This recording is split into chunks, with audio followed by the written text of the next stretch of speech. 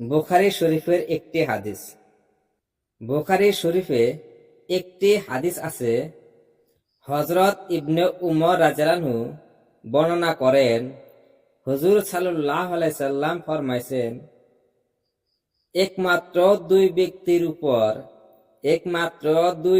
উপর ঈর্ষা করা যাইতে পারে। একমাত্র দুই ব্যক্তির উপর ঈর্ষা করা যাইতে পারে। এক ব্যক্তি হইল যাহাকে আল্লাহ পাক কুরআন তেলাওয়াতের ক্ষমতা দান করিয়াছেন। যাহাকে আল্লাহ পাক কুরআন তেলাওয়াতের ক্ষমতা দান করিয়াছেন এবং সে দিন রাত তেলাওয়াতে লিপ্ত থাকে।